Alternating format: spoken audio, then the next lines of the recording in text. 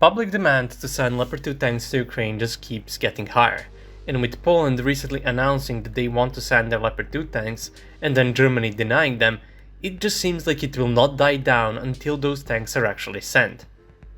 But what if I told you that that is not really a good idea, at least not yet? There is much more here than first appears on the surface. Ukraine has been demanding Leopard 2 tanks basically from the start of the war, but Germany keeps saying no. First it was Spain who wanted to send them, then other countries hinting at it, and then finally Poland straight up saying, yeah, we're going to send them, and then nothing. Germany just does not allow it. Quick update. So it turns out Poland never officially requested any permission to send Leopard 2s. That is, they haven't requested it until today. So Germany was pretty much blamed for no reason. I believe this kinda goes in favor of my point about Poland doing this for PR later in the video. I just wanted to give this small but an important update. Let's go back to the video. The thing is that all countries that operate Leopard 2 tanks need permission from Germany to sell or give those tanks, or any of their parts, to someone else, since that is the contract they signed when they got the tanks. But sending Leopard 2 tanks to Ukraine right now does not make much sense. Let me explain. Leopard 2 is a pretty vague term. You have Leopard 2 from the early 80s and the Leopard 2 from the late 2010s. The difference between those two is pretty huge. And most of the countries that wanted to send Leopard 2s wanted to send the old Leopard 2A4 tanks from the 1980s. That tank is practically 40 years old, and countries that operate Leopard 2A4 tanks outside of Germany have tanks with a very old armor package that can mainly stop threats from the early 80s. These tanks are the same as those that Turkey operates, those that fell victim to the old Konkurs ATGM launchers. Their protection is, simply put, not the best.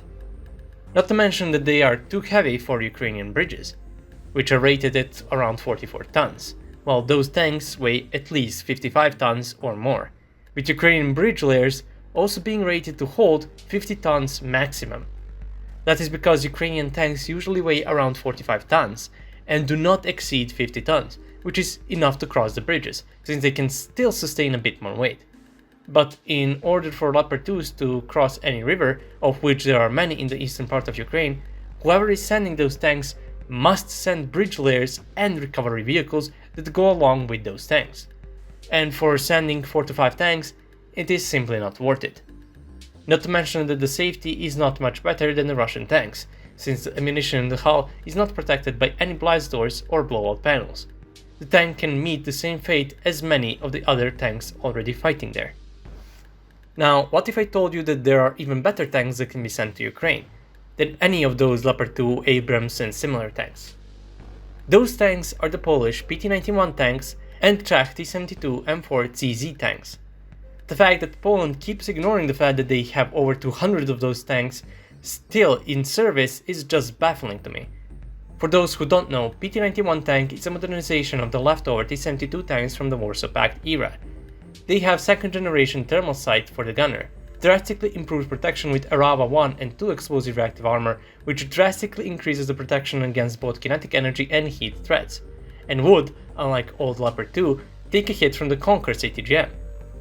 Also, new engine and transmission which allow greater reverse speed of 20 km per hour, which is a massive plus since both Russian and Ukrainian tanks mainly have only 4 km per hour reverse speed, which has proven to be quite deadly in this war. This is one of the few upsides the old Leopard 2 tanks would have over their Ukrainian and Russian tanks, but PT-91 also has that advantage.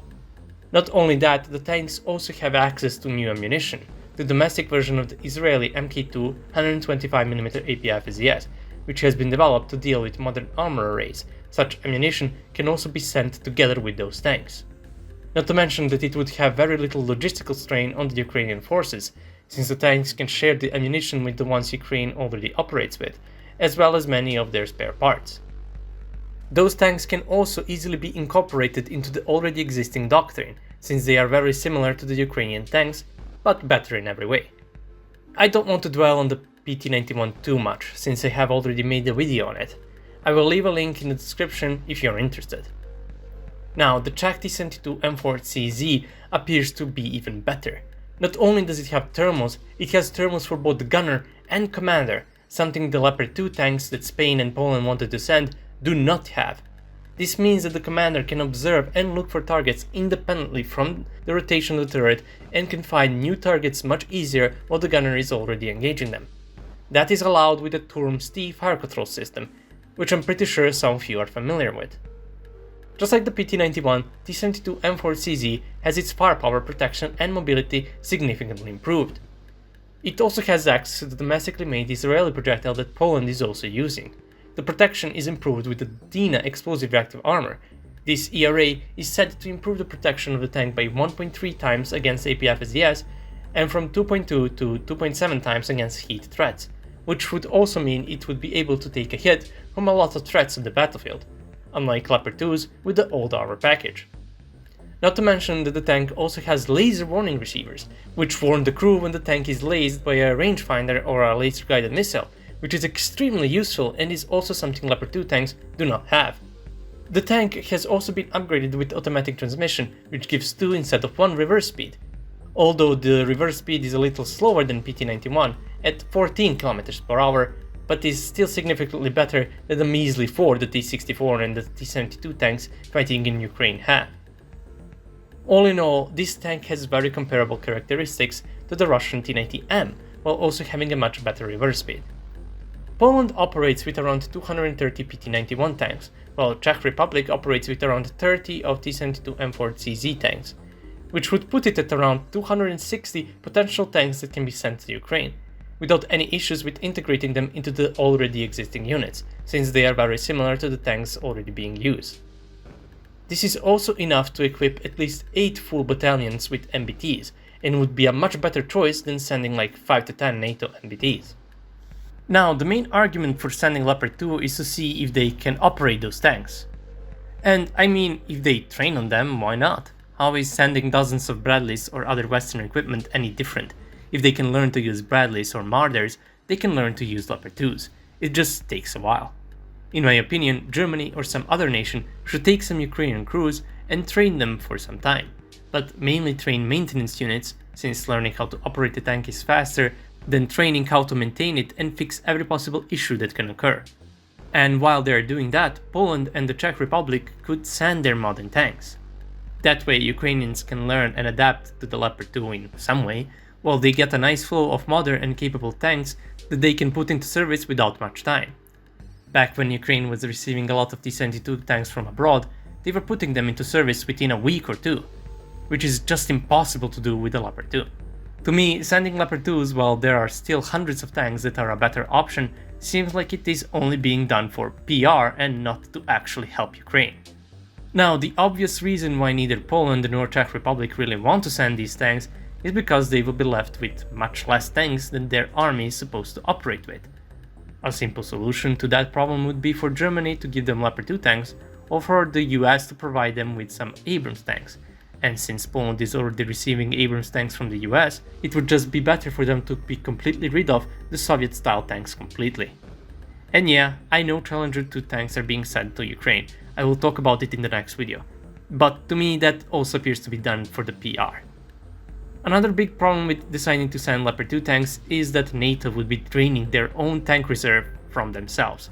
And since most modern tanks are just modernization of older, already built tanks, even sending those old ones has a huge impact on NATO. Of course, they could always send a few without that impacting them much, but again, that is just a few tanks while Ukraine needs a lot. Don't get me wrong, I'm not against sending any NATO tank to Ukraine. Send as many Leopard 2 tanks as you want. But why are we ignoring hundreds of tanks that are still a much better pick for Ukraine just because they are not Leopard 2 or Abrams or whatever? Does not mean they're not capable. Most people have very surface level knowledge about tanks, and to the most, it's Abrams and Leopard equals good, and anything with T-72 in its name equals bad. While for these tanks it is definitely not the case. Both T-72 M4CZ and PT-91 are very capable tanks, and are more capable than the old variants of any NATO tank. Of course, if someone somehow does decide to send more modern Leopard 2 tanks, like Leopard 2A5 or Leopard 2A6, it would be a different story since those are much more capable variants, but for now, it seems like it is not going to happen. And again, I'm not against sending Leopard 2 tanks to Ukraine. I'm sorry if the title of this video is a bit clickbaity, but I wanted to spread the message about these tanks that everyone just keeps ignoring for some reason. That would be all. If you like my content, you can support me on Patreon. Thank you all for watching, and I'll see you all in the next video. Have a nice day.